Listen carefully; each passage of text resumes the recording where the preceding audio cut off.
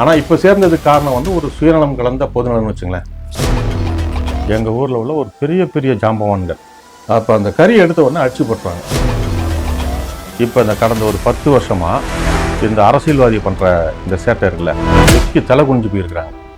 இந்த பெரியவங்களுக்கெல்லாம் மரியாதை கொடுக்காம இவங்களை எல்லாரையும் வந்து ஒதுக்கிட்டு அந்த திமுக சாவியை வாங்கி அண்ணா திமுகவும் பண்ணதை தாவேகாவும் பண்ணக்கூடாது, இவங்க போய் அந்த கோயிலில் போய் நிர்வாகத்துக்கு போக சொல்லுங்க. அடிச்சு வந்து துண்டகான துணியகானம் வெட்டி விட்டுருவாங்க. அடிச்சு மாறி மாறி இந்த ஒரு 10 வருஷத்துல இந்த கோயிலை வந்து நாசம் பண்ணிட்டாங்க. அங்காளேஸ்வரியை பார்க்குற பார்வை யார்? அது வந்து ராஜ பார்வை அப்படின்னு சொல்லி அங்காளேஸ்வரி பார்த்த பார்வை வந்து ஃபஸ்ட்டு என்ன, நான் ஃபஸ்ட்டு பார்த்தது அங்காளேஸ்வரி. இது எந்த எல்லைக்கும் நான் வந்து கொண்டு போவேன். அனைவருக்கும் வணக்கம். நான் மோகன்ராஜ் பழனி. இன்று நம்முடன் திருவள்ளூர் மாவட்டம் மாதவரம் சட்டமன்ற தொகுதி சோழவரம் ஒன்றியத்தின் முன்னாள் துணை சேர்மன் திரு நடராஜன் இணைந்திருக்கிறார். அவரை சந்தித்து பல விஷயங்கள் குறித்து, மிக முக்கியமான விஷயங்கள் குறித்து நாம் பேச இருக்கிறோம். வாருங்கள், நிகழ்ச்சிக்குள் செல்லலாம். வணக்கம். வணக்கம். உங்களை ரொம்ப நாளுக்கு அப்புறம் மீண்டும் சந்திக்கிறேன். ஆமாம். குறிப்பா உங்களுக்கு ஒரு மிக நீண்ட நெடிய ஒரு பொது வாழ்வு, இந்த அரசியல்ல உங்களுக்கு ஒரு பெரிய அனுபவம் இருக்கு. கிட்டத்தட்ட 25 வருஷம் அப்படின்னு நினைக்கிறேன். ஆமாம். நீங்க துணை சேர்மனா இருந்திருக்கிறீங்க. உங்களுடைய தம்பி இந்த பாடியநல்லூர் ஊராட்சி ஒன்றிய தலைவராக இருந்திருக்காரு. ஜெயலட்சுமி மேம் உங்களுடைய மனைவி ஊராட்சி மன்ற தலைவராக இருந்திருக்காங்க. இதுக்கு முன்னாடி நீங்க வகித்த பொறுப்புகள் எல்லாமே உங்களுடைய தனிப்பட்ட செல்வாக்கு. ஆமாம். இந்த ஏரியா மக்களுக்கு நீங்க செஞ்ச அந்த சேவையின் அடிப்படையில் சுயேட்சையா நின்று நீங்க ஜெயிச்சிங்க. ஆனா இப்போ நான் ஒரு விஷயம் கேள்விப்பட்டோம், நீங்க வந்து விஜய் அவர்கள் தலைமையிலான தமிழக வெற்றி கழகத்துல நீங்க குடும்பமா போய் ஜாயின் பண்ணியிருக்கீங்க அப்படின்னு கேள்விப்பட்டோம். ஆமாம். ஏன் சார் தாவேக்கா? ஒரு ஈர்ப்பு தான். அதாவது வந்து இன்னைக்கு தாவேக்கால வந்து இன்னைக்கு தளபதி விஜய் அவர்கள் வந்து ஒரு பெரிய மாற்றத்தை கொண்டு வந்திருக்காங்க. இது வரைக்கும் வந்து அரசியல் வாழ்க்கையில வந்து அதிமுக திமுக இவங்கெல்லாம் செய்ய முடியாத, இவங்கெல்லாம் சாதிக்க முடியாத அவர் சாதிச்சிருக்காரு. இனிமேல் வந்து அரசியல் அப்படின்னு எடுத்துக்கிட்டோன்னா தாவேக்கா தான், தளபதி தான். மற்றபடி வந்து அதிமுக திமுகலாம் இனிமேல் வந்து தலை தூக்குற மாதிரி தெரியல. நான் வந்து 25 வருஷமா எங்கள் குடும்பம் வந்து நாங்கள் வந்து பொது வாழ்க்கையில் வந்து சுயேட்சையாக தான் நாங்கள் எல்லாம் பண்ணிட்டு இருக்கோம். ஆனால் இப்போ சேர்ந்ததுக்கு காரணம் வந்து ஒரு சுயநலம் கலந்த பொதுநலம்னு வச்சுங்களேன். சுயநலம் கலந்த பொதுநலம். ஆமாம் ஆமாம். ஓகே. அதாவது எப்படின்னா, எங்கள் ஊரில் வந்து அருள்மிகு முனீஸ்வரர் அங்காளீஸ்வரர் ஆலயம்னு சொல்லிட்டு ஒரு மாபெரும் ஆலயம் அது. ஓகே. இந்த திருவள்ளூர் மாவட்டத்திலே மாவட்டத்தில் வந்து முதன்மையான ஒரு ஆலயம் அது. எப்படி பார்த்துட்டிங்கன்னா, எங்கள் ஊர் மக்கள் வரைக்கும் எடுத்துக்கிட்டிங்கன்னா வந்து ஒரு 60,000 பேர் மக்கள் தொகை கொண்ட ஊர் இது. பாடியநல்லூர் மட்டும். பாடியநல்லூர் எங்கள் பஞ்சாயத்து மட்டும் 60,000 பேர் மக்கள் தொகை கொண்டது. ஓகே. அதில் ஓட்டர்ஸ்ன்னு எடுத்துக்கிட்டிங்கன்னா 26,500 ஓட்டர்ஸ். எங்கள் ஊர் திருவிழா வந்து பார்த்துட்டிங்கன்னா திருவள்ளூர் மாவட்டம் சுற்று வட்டாரம் எல்லாருமே வருவாங்க. அவ்வளோ பெரிய ஒரு திருவிழா. எந்த ஜாதி வேறுபாடு இல்லாமல் எல்லாருமே இருக்காது. ஜாதி வேறுபாடு இல்லாத ஒரு கோவில். அன்னதானம்லாம் பார்த்தீங்கன்னா ஒரு நாளைக்கு வந்து 15,000 பேருக்கு அன்னதானம் நடக்கும். அதே மாதிரி வந்து 12 நாள் திருவிழா. அந்த 12 நாள் பார்த்தீங்கன்னா டெய்லி வந்து இன்னிசை நிகழ்ச்சி, பெரிய பெரிய இசை சம்மந்தப்பட்டவங்க எல்லாரும் வந்து பெரிய பெரிய நிகழ்ச்சிலாம் நடக்கும். 12 நாள் நடக்கும். அதே மாதிரி பார்த்திங்கன்னா இந்த ராட்டினங்கள், பெரிய பெரிய ராட்டினங்கள் வரும். வான வேடிக்கை நடக்கும். ரொம்ப ரொம்ப கிராண்டாக இருக்கும். அதாவது தீமிதி திருவிழான்னு சொன்னால் ஒரு வருஷத்துக்கு 7,000 பேர் தீமிதி இறங்குவாங்க. அப்பேற்பட்ட திருவிழா. ஓகேங்க சார். சார் இப்போ இது எக்ஸாக்டா எங்க அமைஞ்சிருக்கு இந்த கோயில்? இந்த கோயிலோட வரலாறு என்னங்க சார்? இந்த கோயிலுடைய வரலாறுன்னு சொல்லணும்னா, நாங்கள் வந்து யாருன்னா பர்மாவிலிருந்து தாயகம் திரும்பியவர்கள் நாங்கள். ஓகே. சரிங்களா? இந்த இலங்கை அகதிகள்னு சொல்கிறோம்ல, அந்த மாதிரி நாங்கள் பர்மாவிலேருந்து அகதிகளாக வந்தவங்க. எங்களுக்கு எல்லாருக்குமே வந்து இங்கே இருக்கிறவங்க பர்மா தமிழ் அத்தனை பேருக்கும் பார்த்தீங்கன்னா தஞ்சாவூர், திருச்சி, மதுரை அந்த மாதிரி இங்கே இருந்து வந்து எங்கள் தாத்தாங்க வந்து பர்மாவுக்கு வந்து பிழைக்க போய் வேலைக்காக அங்கே போய், ஆமாம் போய் அப்புறம் அங்கே வந்து எங்கள் அப்பா அம்மாலாம் வந்து அங்கே கல்யாணம் பண்ணி திருப்பி வந்து தாய்நாட்டுக்கு வருவோன்னு சொல்லிட்டு வந்தது. வந்து இங்கே தான் வந்து இப்போ பாடியநல்லூர் கோயில் சொல்கிறோம்ல, இங்கே தான் இந்த மைதானத்தில் தான் கேம்ப் எங்களுக்கு, அகதிகள் முகாம்னு சொல்கிறோம்ல, அந்த கேம்ப் இங்கே தான். அந்த கேம்பில் இருந்துட்டு அன்னைக்கு இருந்த அரசாங்கம் வந்து எங்களுக்கு வந்து எல்லாருக்கும் வந்து வீடு கட்டிக்கிறதுக்கு இடம்லாம் எங்களுக்கு பட்டா கொடுத்துட்டாங்க. நாங்கள் வந்து இந்த கோவிலுடைய வரலாறுன்னு எடுத்துக்கிட்டிங்கன்னா, பர்மாவில் வந்து இந்த கோவிலை வந்து பீலிகான் அருள்மிகு முனீஸ்வரர் அங்காளீஸ்வரி ஆலயம் அப்படின்னு பர்மாவில் இருக்கு. அங்கேயும் இருக்கு. ஆமாம். அதுதான் எங்களுக்கு 8. அங்கேருந்து புடிமண் கொண்டு வந்து தான் நாங்கள் இந்த கோயில் கட்டினோம். ஓகே. இது வந்து அங்க வந்து பூச்சி தாத்தான்னு சொல்லிட்டு ஒரு சாமி, ஒரு பெரியவர் வந்து ஒரு ஐயா வந்து வணங்கும். இதுதான் எங்க மரபு ஆலயம். பர்மால. ஆமா, பர்மால இங்கேயும் அதே மாதிரி தான் வச்சிருக்கோம். Okay okay. இந்த கோவில் வந்து எங்களுடைய மரபு ஆலயம் வந்து. அப்போ பர்மாலேருந்து வந்த டைம்ல இங்க வந்து எங்க ஊர்ல வந்து பாடியநல்லூர்ல வந்து கங்கை அம்மன் கோயில்னு ஒரு கோயில் இருக்கு. நாங்க வர்றதுக்கு முன்னாடியில இருந்து அங்க தீமிதி திருவிழா நடந்துட்டு இருக்கு. அங்க பர்மால எப்படின்னா தீ மிதிக்கிறாங்கல்ல, தீ மிதிச்சு அந்த நெருப்புலாம் அணைச்சதுக்கு அப்புறம் அந்த விறகு, அந்த நெருப்பு இருக்குல்ல, கறி கங்குன்னு சொல்லுவாங்க, அதை அணைச்சதுக்கு அப்புறம் அதை எடுத்துட்டு வந்து வீட்டுல வந்து பூஜை ரூம்ல வைக்கிற பழக்கம் பர்மால. கரிய. ஆமா. அதே மாதிரி எங்க ஆளுங்க இப்ப எங்க அப்பாங்க வச்சுங்களா அந்த வயசு எல்லாம் இங்க வந்த டைம்ல அப்ப அந்த கோயில் திருவிழால போயிட்டு அந்த அந்த கறி எடுக்கிறாங்க. ஓகே. அவங்களுடைய ஒரு முறை அப்படின்னா யாருமே கை வைக்கக்கூடாது. அது எங்களுக்கு தெரியாது. வெறும் அந்த ஊர்ல இருக்கிற தலைக்கட்டு மட்டும்தான் அந்த திருவிழா தீமிதி இறங்குறது கொள்வது. வேற யாரும் வந்து தீமிதியில இறங்க முடியாது. அப்ப அந்த கறி எடுத்த உடனே அடிச்சு போட்டுறாங்க. யாரும் அந்த ஊருக்காரங்க அடிச்சிடறாங்க. நீ எப்படி இங்க கை வைக்கலாம் அப்படின்னு அடிச்சிடுறாங்க. அப்ப இப்ப எங்க முன்னோருங்க இருக்காங்கல்ல, இது பர்மால நடந்த அந்த ஒரு இதை வச்சுதான் இங்க பண்ணாங்க. ஏன்னா கறி எடுத்துக்கலாம் அடிக்கிறாங்களேன்னு சொல்லிட்டு தான் அப்போ வந்து என்ன பண்றோம், பர்மால இருந்து வராங்களா, அடுத்து கப்பல் வருதுல, அப்ப அங்கேருந்து வந்து அந்த பீலிக்கான கோயில்ல இருந்து ஒரு புடி மண் எடுத்துருவாங்க அப்படின்னு தகவல் கொடுத்து அந்த மண்ணை கொண்டு வந்து இங்க இந்த கோயிலை கட்டி ரொம்ப சிறுக சிறுக சிறுக எல்லாம் சொந்த காசு தான். எல்லாருடைய எல்லாம் வெறும் பர்மா தமிழர் எங்களுடைய காசுல கட்டின கோயில். ஆனா நாங்க கோயிலை கட்டி நாங்களும் தீமிதி வச்சு யாரு வேணாலும் வாங்க தீமிதி இறங்குங்க, அந்த கறி எடுக்குன்னா எடுங்க, எங்களுக்கு ஜாதி மதம்லாம் இல்லை. ஆனா இந்த கோயில் உருவானது பர்மா தமிழர்களால் உருவானது, பர்மா தமிழரால் உருவாக்கப்பட்டது. எங்களுடைய ஆனா எல்லாருமே வந்து வணங்கினாங்க. யாரு வேணாலும் வாங்க, சாமி கும்பிடுங்க, தீமிதி இறங்குங்க, நீங்க அதுல எந்த இதுவும் இல்லை. இப்ப ஏன்னா ஒவ்வொரு கோயிலுக்கும் ஒரு மரபு இருக்குல்ல, அதை நாங்க அவங்கள வந்து குறை சொல்ல முடியாது. அவங்களுடைய மரபு வந்து நாங்க யாரும் தீமிதி இறங்கக்கூடாது, நாங்க கை வைக்கக்கூடாது, அது அவங்களுடைய மரபு. அதே மாதிரி எங்க ஊர்ல வந்து பக்கத்துல இன்னொரு ஆட்டத்தங்கல ஒரு ஊர் இருக்கு. அந்த கோயில்லையும் யாருமே போய் தீமிதி இறங்க முடியாது, எதுவுமே பண்ண முடியாது. அவங்க வரைக்கும் தான் அந்த ஊர் தான் நிர்வாகம், அவங்க அதை ஃபாலோ பண்ணிட்டு வராங்க. ஆமா, பர்மா தமிழர்களால் உருவாக்கப்பட்டு எல்லாருமே வணங்கி வர கோயிலா அந்த கோயில் இருக்கு. ஆமா, அதாவது பர்மா தமிழர் எங்களால் உருவாக்கப்பட்டது 60 வருஷமாச்சு. இந்த கோயில் கட்டி 60 வருஷமாச்சு. மொத்தமே வந்து நாங்க வந்து ரொம்ப சிறுக சிறுக சிறுக இந்த கோயிலை வந்து கட்டி கொண்டு வந்தோம். இப்ப எங்க கோயில் வந்து பாத்துட்டீங்கன்னா ஒரு 60 வருஷத்துக்கு கோவில் திருவிழா நடந்துட்டு இருக்கிறது. ஆரம்பத்துலலாம் வந்து எல்லாருமே கஷ்டம் தானே, பர்மால இருந்து நாங்க வந்த டைம்ல எல்லாருமே கஷ்டம் தான், பொழப்பு தேடி போய் திரும்ப நம்ம தாய்நாட்டுக்கு. ஆமா, அப்ப நாங்க வந்து ஆளுக்கு ஆளு கொஞ்சம் கொஞ்சம் என்னென்ன இருக்கோ அந்த மாதிரி போட்டு நாங்க அந்த கோவில் ஆரம்பிச்சு, அதுக்கப்புறம் பாத்தீங்கன்னா வந்து பஸ் போது வருது இல்ல, அந்த பஸ்லாம் நிப்பாட்டி ஏறி அந்த பேசஞ்சர்கிட்ட எல்லாம் வந்து உண்டியல் வசூல் பண்ணி, நன்கொடை வசூல். ஆமா, நன்கொடை அதான் உண்டியல்ல வசூல் பண்ணி நாங்க வந்து அந்த கோவிலுக்கு தேவையானதெல்லாம் ரொம்ப ரொம்ப கஷ்டப்பட்டு தான் உருவாக்கணும் கோவில். சிறுக சிறுக சிறுக சிறுக சிறுக கட்டி இன்னைக்கு வந்து இந்த டிஸ்ட்ரிக்ட்ல வந்து ஒரு பெரிய கோவில், தமிழ்நாட்டிலையும் பேர் சொல்ற அளவுக்கு உண்டான கோவில் இது. இந்த 60 வருஷத்து கோவில்ல பாத்துட்டீங்கன்னா 50 வருஷமா இந்த கோவில் நிர்வாகம் யாருன்னா எல்லாமே எங்க ஊர் பெரியவங்க தான். எங்க ஊர் பெரியவங்க நான் சொல்றது வந்து இப்ப எங்க அப்பா இருக்காங்கன்னு வச்சுங்களேன், அந்த மாதிரி வயசுல உள்ளவங்க தான் இந்த கோவில் ஆரம்பத்துல எல்லாருமே கஷ்டப்பட்டு உருவாக்குனது. அதனுடைய பாரம்பரியம் தெரிஞ்சவங்க, அதனுடைய உழைப்புல பங்கெடுத்தவங்க. ஆமா, எல்லாருமே பர்மால இருந்து வந்தவங்க, எல்லாருடைய உழைப்பும் இருக்கு, புரியுதுங்களா? ஆனா ஒரு 50 வருஷம் எந்த ஒரு பிரச்சனை இல்லாம பெரியவங்களால வந்து இந்த நிர்வாகம் ஆரம்பிச்சு தலைவர், செயலாளர், பொருளாளர், அப்புறம் அறங்காவல் குழு, அன்னதானம் குழு அப்படின்னு போட்டு எல்லாருமே ரொம்ப முறையா எங்க ஊர்ல வந்து மொத்தம் வந்து 13 பகுதி இருக்கு. ஒட்டு மொத்தம் இந்த பஞ்சாயத்துல 13 பார்ட்டு, சரிங்களா? அந்த 13 பார்ட்ல ஒவ்வொரு பார்ட்லயும் வந்து ஒவ்வொரு நிர்வாகம் இருக்கும். அதாவது வந்து ஒவே நிர்வாகின்னு இருப்பாங்க.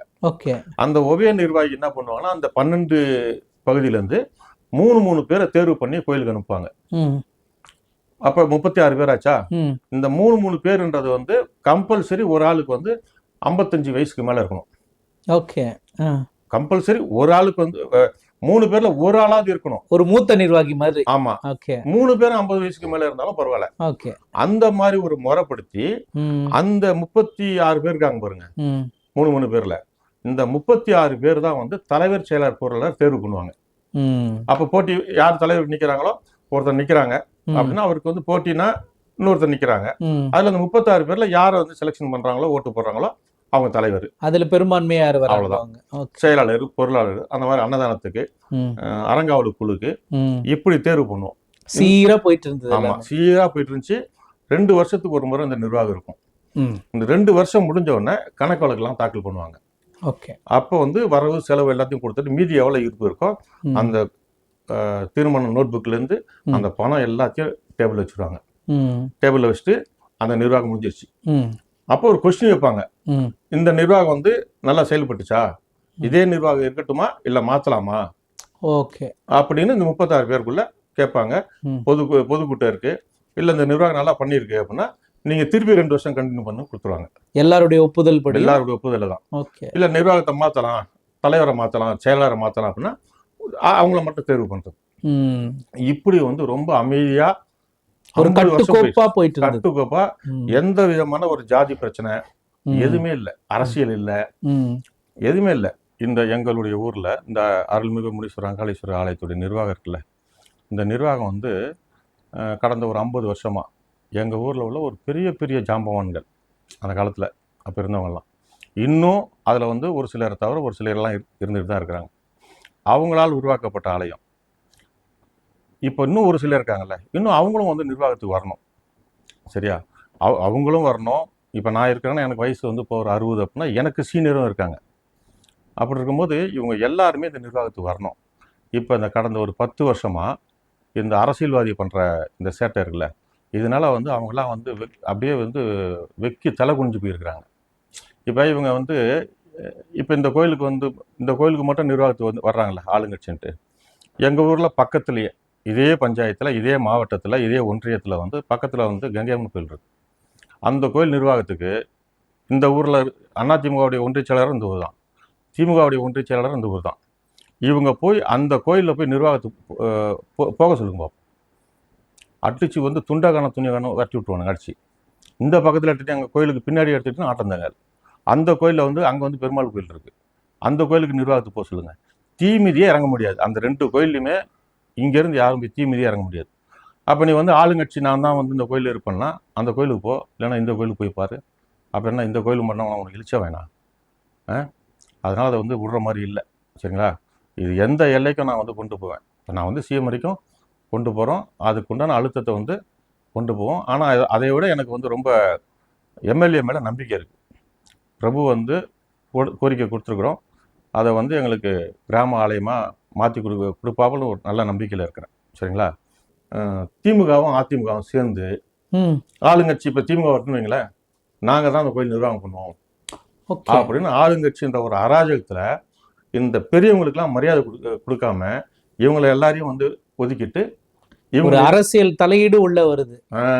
அதாவது ஆன்மீகம் வேற அரசியல் வேற, புரியுதுங்களா?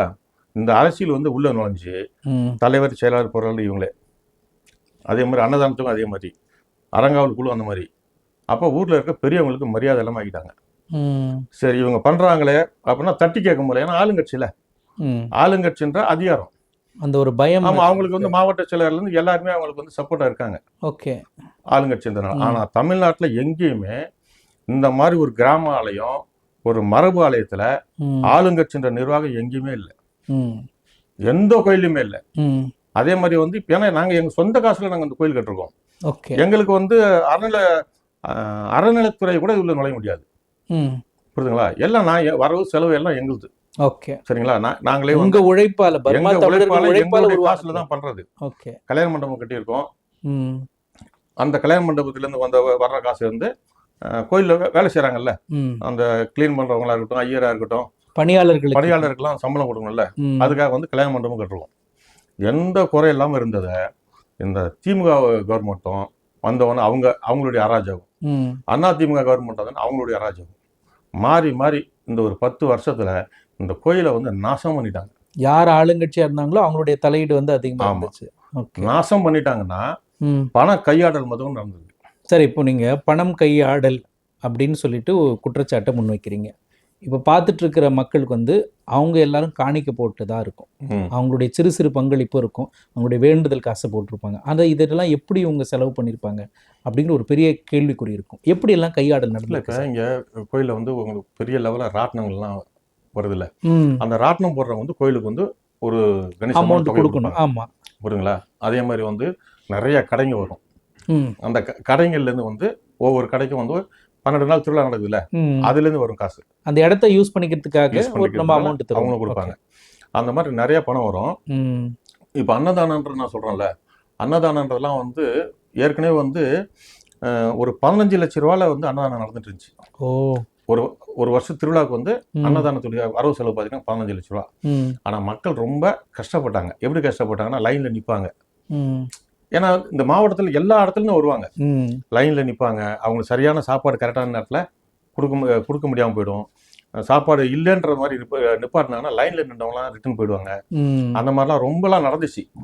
நான் தான் வந்து இதுக்கு வந்து ஒரு முற்றுப்புள்ளி வைக்கணும்னு சொல்லி, இந்த அன்னதானம் வந்து சாப்பாடுன்றது வந்து இவ்வளோ பேர் வராங்க, ம் லைனில் நிற்கிறாங்க. ம் அவங்க வந்தவங்க அத்தனை பேரும் சாப்பிடணும். அதுவும் தரமான சாப்பாடாக சாப்பிடணும். ம் அவங்களுக்கு சாப்பாடு இல்லைன்னு அவங்க ரிட்டர்ன் அனுப்பக்கூடாது. அப்படின்றத வந்து நான் வந்து மீட்டிங்கில் வந்து நான் பேசுகிறேன். ம் இந்த மாதிரி வந்து இது நம்ம பண்ணுறது அன்னதானமே இல்லை. நடக்கிறது வந்து அவங்கவுங்களாம் வந்து பசியில் வந்து வராங்க, வெயிலில் வந்து காத்துட்டு இருக்காங்க. ஏன்னா இது பங்குனி மாத திருவிழா நடக்குது. ம் வெயிலில் காத்துட்டு நம்ம சாப்பாடுலாம் போகிறாங்கன்னும் போது, அப்போ என்ன பண்ணலான்னு கேட்குறாங்க. அப்போ நான் சொன்னேன், இந்த மாதிரி பண்ணலாம் அப்படின்னு. அப்போ நீங்களே வந்து இப்போ உங்கள் தலைமையிலே நீங்கள் அன்னதானத்தை பண்ணுங்க ம் அப்படின்னு பொறுப்பு கொடுத்து எனக்கு வந்து ஒருங்கிணைப்பாளர் அப்படின்னு ஒரு பொறுப்பு ஒன்று கொடுத்தாங்க. அந்த வருஷமே நான் போட்ட ஸ்கீம் ம் இப்படி ஒரு அன்னதானத்துக்கு வந்து ஒரு வேளை சாப்பாடுக்கு வந்து இவ்வளோ நன்கொடை ம். அப்படின்ற மாதிரிலாம் ஒரு ஸ்கீம் போட்டு 15 லட்ச ரூபாய் இருந்த அன்னதானத்தை 55 லட்ச ரூபாய் கொண்டு போயிட்டேன். ஓ ம் எவ்வளோ பேர் வராங்களோ வர அவங்க பாட்டு தாராளமாக சாப்பிடலாம். சாப்பாடுன்னா அந்த மாதிரி தரம். ம் தரத்தில் மட்டும் நான் விட்டே கொடுக்க மாட்டேன். ஓகே புரியுதுங்களா? ரைஸா ஒரே பிராண்ட் ரைஸ் தான் டோட்டலாக. ம் எண்ணெயா ஒரே பிராண்டு, பருப்புனா ஒரே பிராண்டு தான். பாகுபாடு இல்லாம எல்லாருக்கும் கிடைக்கணும், ஆமா. நல்லதாவும் ஆமாம், கிடைக்கும். குவாலிட்டியாக இருக்கணும். ம். இதெல்லாம் நான் வந்து வாங்கிடுவோம். ம் ஆனால் வந்து ஒவ்வொருத்தருடைய வேண்டுதலில் வந்து ரேஷன் பருப்பு வரும், ரேஷன் அரிசி வரும், வேற குவாலிட்டிலாம் வரும். ம் ம் ஆனால் இப்போ ஒரு சாம்பார்னு வச்சுங்களேன், அந்த சாம்பாரில் ஒரு 25 கிலோ பருப்பு போடணும்னு வச்சுங்க. ம் அப்போ எல்லா பிராண்டு பருப்பையும் நீங்கள் வந்து 25 கிலோ போட்டுட்டீங்கன்னா ம் அந்த சாப்பாடை சாப்பிட்டாங்கன்னா அவங்களுக்கு வந்து லூஸ் மோஷன் ஆகும். ஓகே புரியுதுங்களா? அரிசி சாப்பாடு அரிசியில் வந்து ஒருத்தவங்க வேண்டுதல்ல அவங்க ரேஷன் அரிசி கூட கொண்டாந்து கொடுப்பாங்க. ம் அதையும் போட்டிங்கன்னா என்ன ஆகும்? அவங்க இதுக்கு ஏத்த மாதிரி கொண்டு ஆமா. வருவாங்க. இதெல்லாம் வந்து ஏற்கனவே நடந்துட்டு இருந்த விஷயம். ஓகே நான் வந்து இதில் வந்து முறையா இருக்கணும், தரமா இருக்கணும்னு சொல்லி ஒரே பிராண்டு. ஒரு சீர்படுத்துனீங்க. ஆமா, ஒரே பிராண்டு 7 ஸ்டார் அரிசினா அதான் குவாலிட்டி. இங்கே ம் மொத்தம் 7 ஸ்டார் தான். யார் 7 ஸ்டார் கொடுக்குறீங்களோ கொடுங்க, ம் இல்லையா காசை கொடுத்துங்க ம் அப்படின்னு சொல்லி 7 ஸ்டார் அரிசி மூட்டையை வந்து ஒரு 100 மூட்டையை வந்து வாங்கி அடுக்கி வச்சிட்டேன். உங்களால எது முடியுமோ பண்ணுங்க, எவ்வளவு முடியுமோ அவ்வளவு பண்ணுங்க. ஆமா, ஓகே 100 மூட்டை அரிசி 7 ஸ்டார் வாங்கியாச்சு. 5 மூட்டைக்கு ஒருத்தவங்க வந்து டொனேஷன் கொடுப்பாங்க, 2 மூட்டை கொடுப்பாங்க, 1 மூட்டை கொடுப்பாங்க, 10 மூட்டை கொடுப்பாங்க. இந்த ஒரு பிராண்ட் அரிசியை மட்டும் தான் யூஸ் பண்ணுவோம். பருப்பா இப்போ உதயம் பருப்பு அப்படின்னா உதயம் பருப்பு மொத்தமாக வாங்கி வச்சிடுறது. அந்த பருப்பு தான் சமையல் நடக்கும். ஆனா வந்த பொருளுங்க வந்து எல்லாம் வெரைட்டியான பிராண்டா இருக்கும். இதை நான் வந்து திருவிழா எல்லாம் அன்னதானம் முடிஞ்ச உடனே இந்த பொருளுங்களை எல்லாத்தையுமே வந்து இங்க உள்ள பெரிய பெரிய மளிகை கடை இருக்குல்ல, அவங்கள வர சொல்லுவேன். வர சொல்லி என்னென்ன பிராண்டு என்னென்ன குவாலிட்டி இருக்குன்னு பார்த்துங்க, இதெல்லாம் வந்து என்ன ரேட்டு கொடுக்குறீங்க அப்படின்னு. அதுல 2-3 கடைக்காரங்க வந்துருவாங்க. யாரு வந்து அதிக விலை தரன்றாங்களோ அந்த அரிசி ஏழை மாதிரி ஏழன்றது இல்ல, அவங்க செக் பண்ணுவாங்க இவ்வளவு பிராண்ட் இருக்குன்ட்டு. அதுல யார் அதிகமா கொடுக்குறாங்களோ அவங்கள்ட்ட வித்துட்டு அந்த காசை கோயிலுக்கு வந்து கொடுத்து ஆமா வரவுல வந்து இங்க வச்சிருவோம். ஓ, இப்படி போட்டு ஒரு பக்கமும் பக்தர்களுக்கும் சுகாதாரமான சாப்பாடு, இன்னொரு பக்கம் பக்தர்கள் வேண்டுதலோடு கொடுத்த அந்த பொருட்களும் வீணாகாம அதுவும் பணமா வேண்டாம்னு சொல்ல மாட்டோம். அவங்களுடைய வேண்டுதல் கொடுக்கறத வாங்கிக்குவோம், அதை வந்து சமையல்ல யூஸ் பண்ண மாட்டோம், யூஸ் பண்ணாம கொடுத்துருவோம். அதே மாதிரி சமையல்காரங்கன்னா தரமான சமையல்காரங்க புரியுதுங்களா. அப்படியே வந்து உங்களுக்கு வந்து சாப்பாடு போட்ட உடனே நெய் ஊற்றி பருப்பு பொடி போட்டு அந்த கோங்கரா சட்னி, அதே மாதிரி சாம்பார், உங்களுக்கு வந்து வத்த குழம்பு, மோர் குழம்பு, பாயாசம், ஸ்வீட்டு, அந்த மாதிரி எல்லாமே பார்த்துட்டிங்கன்னா எங்கள் வீட்டில் நான் எப்படி சாப்பிட்றேனோ அந்த மாதிரி ஒரு நாளைக்கு 15,000 பேர் சாப்பிட்றாங்கன்னா 15,000 பேரை அதே தரத்தோடு சாப்பிடணும், தரம் குறையாம பண்ணிட்டு இருந்தேன். இப்போ வந்து இந்த ஒரு 10 வருஷமா அந்த அரசியல்வாதிகள் உள்ள பூந்தாங்கல்ல, உள்ள பூந்தவொடனே அவங்கள்ட்ட தரமே தெரியாது. தரம்னா என்னன்னே தெரியாது. இந்த 10 வருஷத்துல பார்த்துட்டீங்கன்னா அண்ணா திமுகலையும் சரி திமுகலையும் சரி சாப்பிட்டுட்டு வர்றவங்கலாம் வந்து அடுத்து இன்னைக்கு சாப்பிட்றவங்க நாளைக்கு சாப்பிடுவாங்க, மறுநாள் சாப்பிடுவாங்க, 10 நாளும் சாப்பிடுவாங்க. ஒரு முறை இங்கே சாப்பிட்டாங்கன்னா லூஸ் மோஷன் ஆகுதுன்னு சொல்லிட்டு சாப்பிட்றது இல்லை. ஓகே. டேஸ்ட் இல்லை. அப்போ என்ன ஆயிடுது, ஏதோ கடமைக்கு பண்ற மாதிரி. கடமைக்கு பண்றாங்க. அப்போ அடுத்து என்ன ஆகுது, உங்களுக்கு அன்னதானத்தில் கூட்டம் குறைய ஆரம்பிச்சிச்சு. காலியா இருக்கு, ஆளே இல்லை. உள்ள போறாங்கன்னா ஆளே இல்லாமல் இருக்கு. நான் வந்து ஒரு 15,000 பேருக்கு டெய்லி சாப்பாடு போட்டோம்னா இன்னைக்கு ஒரு 5,000 பேர் கூட போட முடியாது. அதே மாதிரி பார்த்துட்டிங்கன்னா இப்போ வந்து திருவள்ளுவர் வந்து திருக்குறள் எழுதியிருக்காருல்ல, எந்த திருக்குறளும் இன்னைக்கு வரைக்கும், இன்னைக்கு எவ்வளவு டெக்னாலஜி வந்தாலும், ஏஐ வந்துருச்சு, எந்த டெக்னாலஜி வந்தாலும் இன்னும் ஒரு திருக்குறள் கூட இன்னைக்கு இருக்கிற காலகட்டத்துக்கு இது பொருந்தாது அப்படின்றது இல்லை. அதே மாதிரி நான் இந்த கோவிலில் கொண்டு வந்த தீர்மானங்கள் இருக்குல்ல, அந்த நெறிமுறை இருக்குல்ல, அந்த நெறிமுறை நான் கொண்டு வந்த தீர்மானம் தான் இன்றைக்கும் நடைமுறையில் இருக்குது. அன்னதானத்தை வந்து நான் கொண்டு வந்தேன், இவ்வளோ பிரம்மாண்டமாக கொண்டு வந்தேன். அதை அவங்க ஃபாலோ பண்ணிகிட்ருக்காங்க. அதே மாதிரி இருக்கிற தீர்மானங்கள் எல்லாமே நான் கொண்டு வந்த தீர்மானம் தான். அதெல்லாம் வந்து அப்போ நீ வந்து அரசியல்னு சொல்லிட்டு வர, நீ என்ன புதுசாக இங்கே கொண்டு வந்த? நான் கொண்டு வந்ததெல்லாம் நான் எல்லாமே நல்ல ஒழுக்கமான விதியை தான் கொண்டு வந்தேன். அதுதான் இன்றைக்கி நடைமுறையில் இருக்குது. திருவள்ளூர் மாவட்டத்திலே மாபெரும் ஆலயம், அவ்வளோ ஒரு சிற்ப வேலை உள்ள கோவில். இந்த கோவிலை வந்து இப்போ திமுக பீரியட் வந்தாங்கல்ல, அவங்க என்ன பண்ணிட்டாங்கன்னா, முன்னாடி வந்து ஒரு பெரிய குடோன் மாதிரி ஒன்று கட்டி அந்த முகப்பே ஃபுல்லாக மறைச்சிட்டாங்க. இப்போ ரோட்டில், மெயின் ரோட்டில் போகிறவங்களாம் பார்த்தாங்கன்னா இது ஒரு குடோன் தான் தெரியுமே தவிர கோயிலுன்னு தெரியாது. அதாவது ஒரு கோவில் அப்படின்னா அந்த கோவிலுடைய கோபுரத்தை கும்பிட்டோம்னா அது கோடி புண்ணியன்னு சொல்லுவாங்க. இப்போ எங்கள் ஊர் அந்த கோவில் பக்கத்தில் வந்தாலும் கோபுரம் தெரியாது. அதே மாதிரி ரோட்டில் போகிறவங்க முதல்ல வந்து பஸ்ஸில் போயிட்டுருக்காங்கன்னா அந்த கோயிலை பார்த்தவொடனே வந்து அவங்க அப்படியே கும்பிட்டுட்டு போவாங்க, பஸ்லேயே அப்படியே கும்பிட்டுட்டு போவாங்க. இப்போ அவங்க பார்க்குற பார்வையெல்லாம் எல்லாமே குடோனில் தான் பார்க்குறாங்க.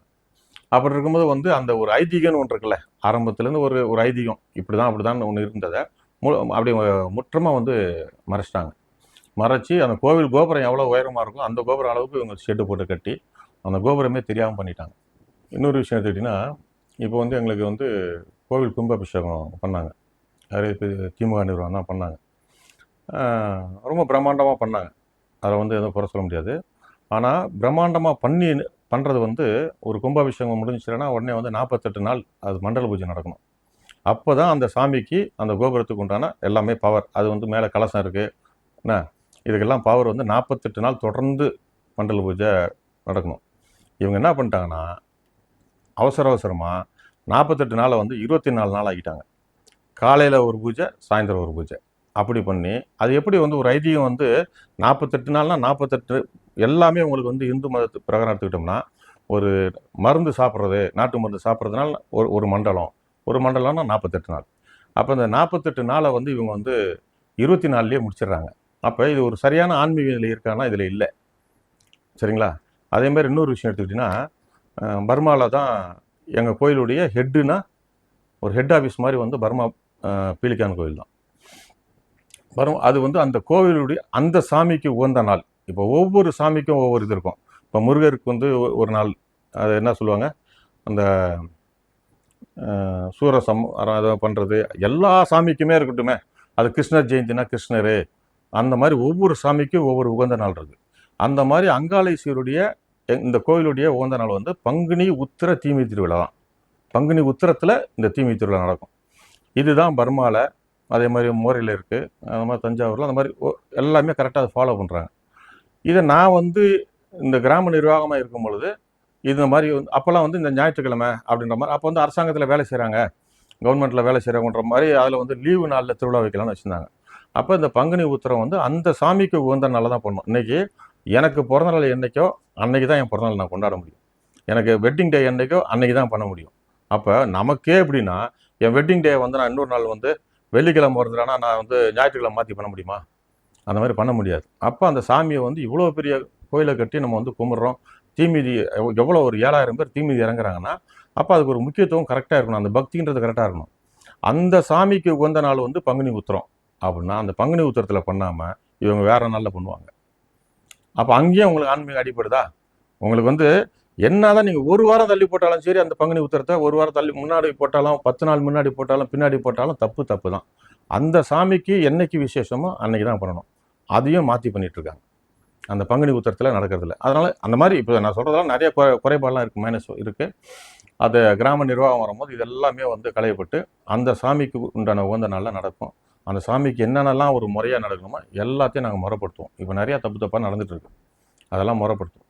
தெரிஞ்சு வேணும்னு பண்ணாங்களா, இல்லை தெரிஞ்சு பண்ணாங்களா, தெரியாமல் பண்ணாங்களா தெரியாது. ஆனால் ஒரு நிர்வாகம் ஒன்று பண்ணுறாங்க அப்படின்னா அந்த நிர்வாகம் வந்து ஒரு தீர்மானம் போட்டு எடுக்கிற முடிவு. அதே மாதிரி இப்போ திமுகவுக்கு முன்னாடி அண்ணா திமுக இருந்தாங்கல்ல, அவங்க வந்து இந்த கோயிலுடைய 50வது வருஷத்துக்கு வந்து ஒரு நினைவு தூண் ஒன்று வச்சாங்க. அப்போ ஒரு கோவிலில் வந்து நிர்வாகம் வந்து ஒரு தீர்மானம் போட்டு ஒரு நினைவு தூண் வைக்கிறோம் அப்படின்னா, அந்த நினைவு தூணை இப்போ திமுக வந்தோடனே அப்படியே தூக்கிட்டாங்க. அதை எடுத்து வேற ஒரு ஒதுக்குப்புறமா வச்சுட்டாங்க. அது தப்பா இல்லையா? சரி, நீ இப்போ குடோன் கட்டுற, குடோன் மாதிரி கட்டுருக்க, இது நீ தீர்மானம் போட்டதாவே இருக்கட்டும். ஆனால் உன்னுடைய தீர்மானம் சரியா இருக்கணுமா இல்லையா? நீ எடுக்கிற முடிவு கரெக்டாக இருக்கணுமா இல்லையா? ஒட்டு மொத்தமாக கோயிலுடைய பார்வையே போயிடுச்சேன். அதை எப்படி நம்ம வந்து திருப்பி அதை எப்படி நம்ம கண்டினியூ பண்ண முடியும்? கோவில்னா அந்த முன்னாடி உள்ள கோபுரம் இதெல்லாம் தெரியணும். டோட்டலாக கோவில் கோபுரத்தை வந்து பெரிய ஒரு ஷெட்டு போட்டு ஒரு குடோன் மாதிரி போட்டு கட்டி மறைச்சி வச்சிட்டாங்க. அது தப்பு. அது மாறணும். அது வந்து இப்போ அதான் நான் சொல்கிறேன்ல, இப்போ கிராம நிர்வாகம் வரும்போது ஏற்கனவே பண்ணவங்க வந்து இப்போ திமுகலே இருக்காங்க. திருவிழாவில் நல்லா தான் பண்ணாங்க. சரியா? ஒரு சில ப்ளஸ் இருக்குது, ஒரு சில மைனஸ் இருக்குது. அந்த ப்ளஸ்ஸை அப்படியே ஃபாலோ பண்ணிக்கணும், மைனஸை வந்து ப்ளஸ் ஆக்கணும். அது கிராம நிர்வாகம் வந்துட்டால் அது எல்லாத்தையுமே வந்து மாற்றி அமைக்க முடியும். அதுக்கு உண்டான ஆலோசனை எங்கள் ஊர் பெரியவங்களுக்கு வந்து எல்லாம் உட்காந்து பேசினோம்னா அது ஒரு நல்ல முடிவு வரும்.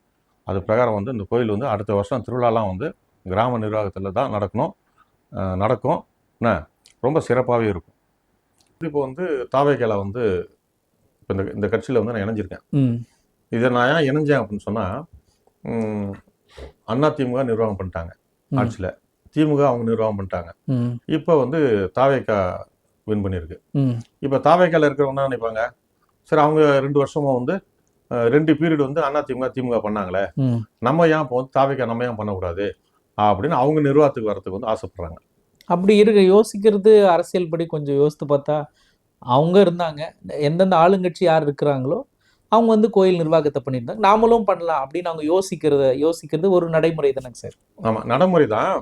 உங்களுக்கு வந்து அண்ணா திமுக ஆட்சி செஞ்சிச்சு இத்தனை வருஷமா. சரியா? இப்போ தமிழ்நாட்டை வந்து அண்ணா திமுகவும் மாறி ஆட்சி நடத்தினாங்க. எதுக்கு தாவேக்காவுக்கு வந்து ஓட்டு போட்டாங்க? ஒரு மாற்றம் தேவைன்னு சொல்லி தான். 2 பேருடைய அயோக்கியத்தனம் இதெல்லாம் வந்து ஒரு கட்டுக்கடங்காம போனதுக்கு அப்புறம் தான் தாவேக்காவை இந்த அளவுக்கு வந்து வின் பண்ண வச்சிருக்காங்க. ஒரு மாற்றம் வந்திருக்குல்ல, நீங்க தமிழ்நாட்டில் ஒரு பெரிய மாற்றம் வந்திருக்கு. இப்போ எங்க தொகுதி எடுத்துங்களேன், மாதவரத்தில் ஒரு மாற்றம் அப்படின்னு தான் எங்க எம்எல்ஏடைய முழக்கம். அப்ப அந்த மாற்றம்ன்றது வந்து எங்க ஊர்லயும் இந்த கோவில்ல வந்து ஒரு மாற்றம் வரணும். ஓகே, நீங்க எதிர்பார்க்கிற மாற்றம் கோயில்ல தான். அண்ணா திமுகவும் பண்ணதை தாவேக்காவும் பண்ணக்கூடாது. எப்படி வந்து ஒரு கிராம நிர்வாகமா இருந்துச்சோ அந்த கிராம நிர்வாகத்தை வந்து எங்க எம்எல்ஏ வந்து மூட்டி கொடுக்கணும்.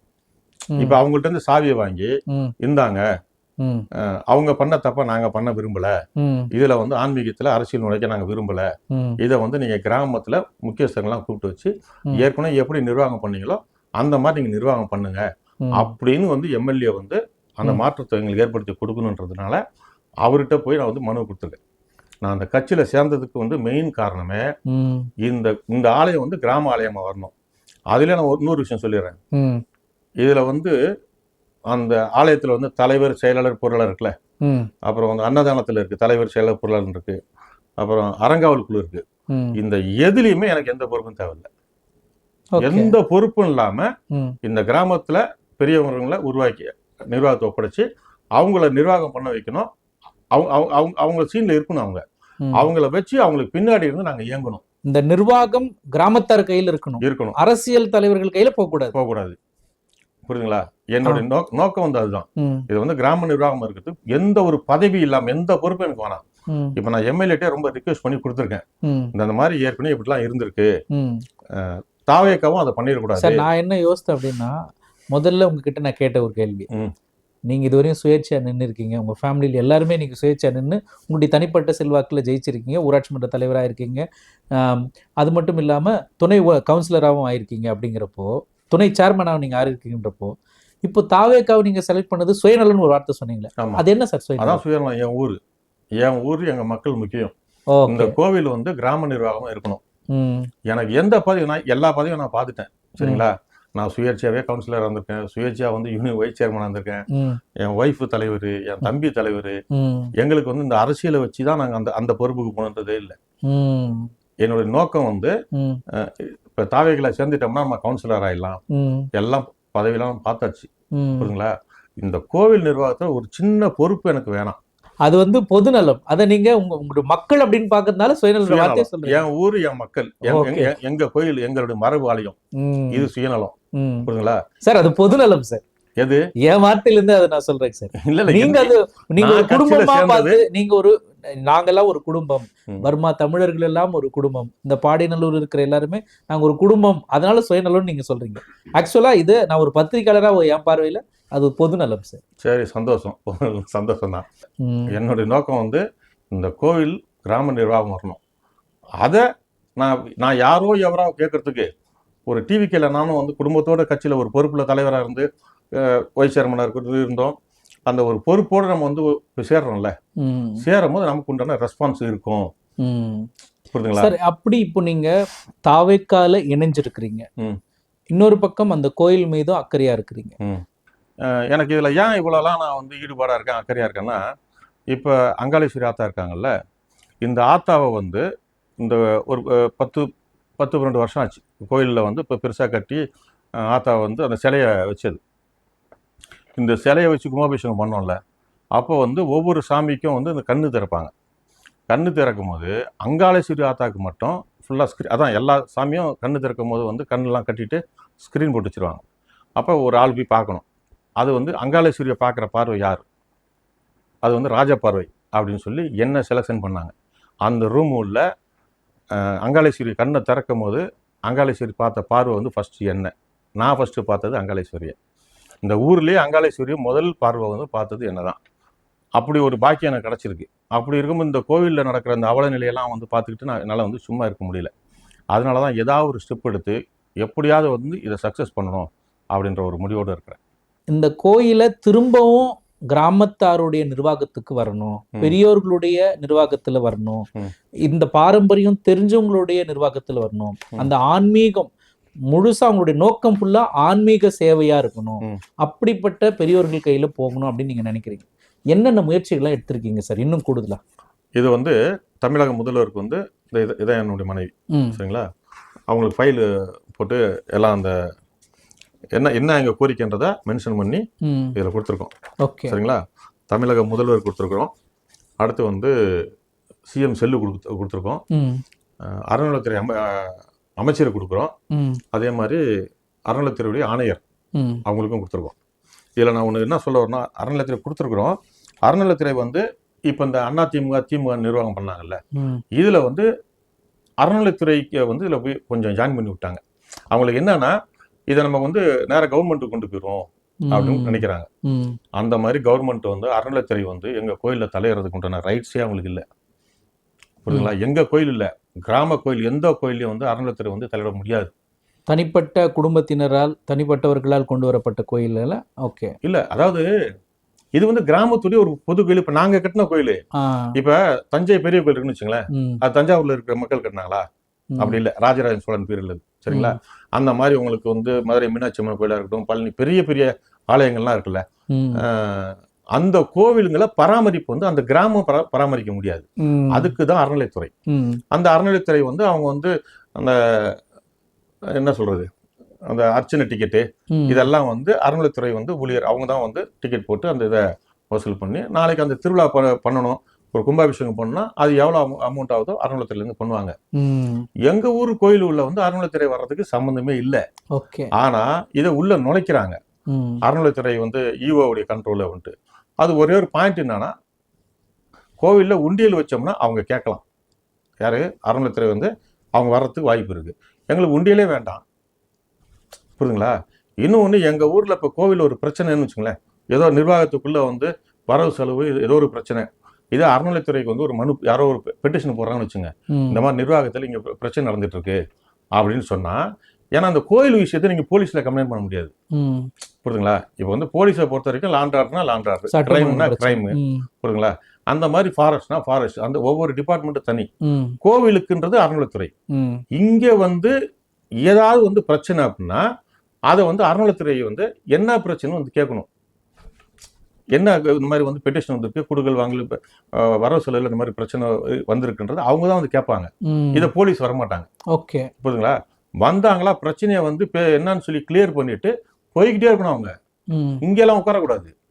ஓகே, அந்த பிரச்சனையை தீர்த்து வச்சுட்டு தீர்த்து வச்சுட்டு போயிடணும் அவங்க. ஓகே, அவங்க இங்கேயே உட்காரக்கூடாது. உங்களுக்கு இப்போ ஊடால கூட அவர் பாண்டே இருக்கார்ல, ரங்கராஜ் பாண்டே, அவர் வந்து இந்த அறநிலைத்துறையை பத்தி புட்டு வச்சாரு.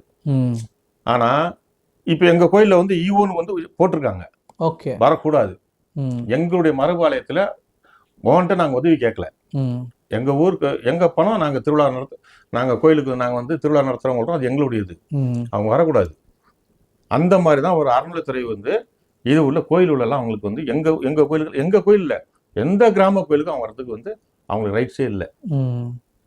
ஆனா இப்ப இந்த அரசியல்வாதிங்க இவங்க பண்ற சேட்டையில அது வந்து அந்த மாதிரி கொண்டு போயிடுவாங்களோன்னு தோணுது. ஓகே, ஏன்னா இதுவே நடக்கக்கூடாது. அரசியல்வாதி வந்து கோயில்ல நிர்வாகத்துக்கு வரக்கூடாது.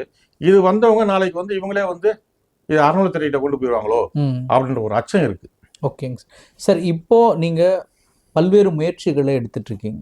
இந்த கோயிலை கிராமத்தின் கட்டுப்பாட்டுக்குள்ள வரணும், அவங்களுடைய நிர்வாகத்தின் கீழ் வளரணும் அப்படின்னெல்லாம் நீங்க பல்வேறு முயற்சிகளை எடுத்துட்டு இருக்கீங்க. இந்த முயற்சிகள் நடக்கலைன்னா என்னங்க சார் பண்ணுவீங்க? நடக்கலைன்னா எப்படி? இப்போ நம்ம வந்து எம்எல்ஏக்கு வந்து நாங்கள் கொடுத்துருக்கோம். எம்எல்ஏ வந்து அவரும் நல்ல ஒரு ஆன்மீகவாதி, புரியுதுங்களா?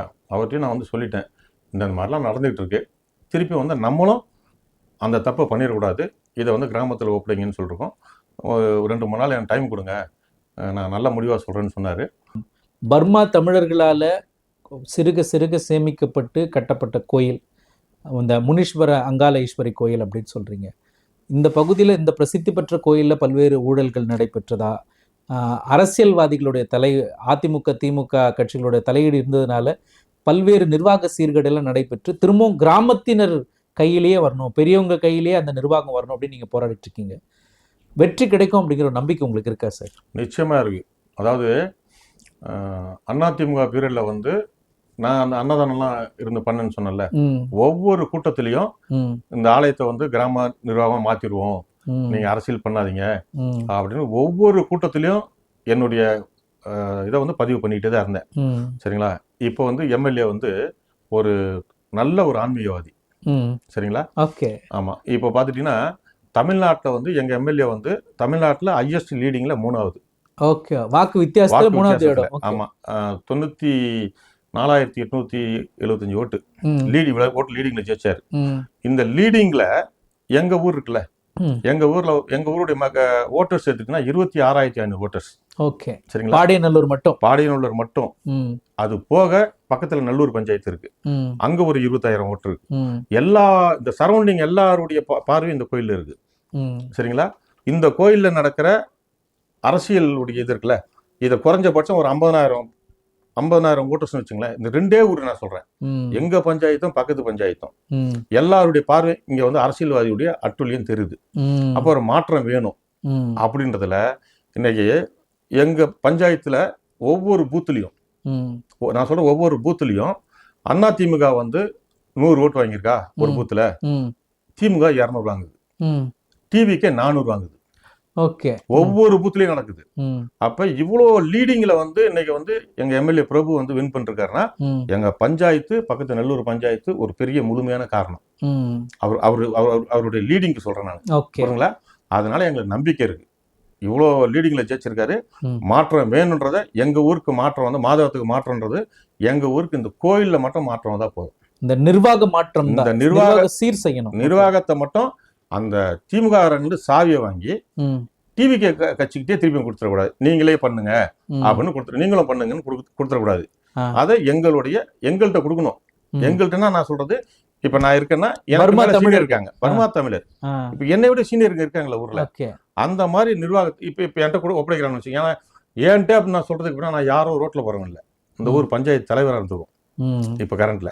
அப்ப நம்மகிட்ட வந்து கொடுத்தாங்கன்னா அதை நம்ம கரெக்டா வந்து ஊரை கூட்டி எப்படி நிர்வாகம் தேர்வு பண்ணுமோ தேர்வு பண்றதுக்கு எங்களுக்கு ரொம்ப ஏதுவா இருக்கும். நிச்சயமா அவர் பண்ணி கொடுப்பார்ன்ற நம்பிக்கை எனக்கு இருக்கு. இதெல்லாம் நான் எதுக்கு சிஎம் ஒரு அமைச்சர் லெவல் இதை கொண்டு போறேன்னா, ஏன்னா அரசியல், புரியுதுங்களா?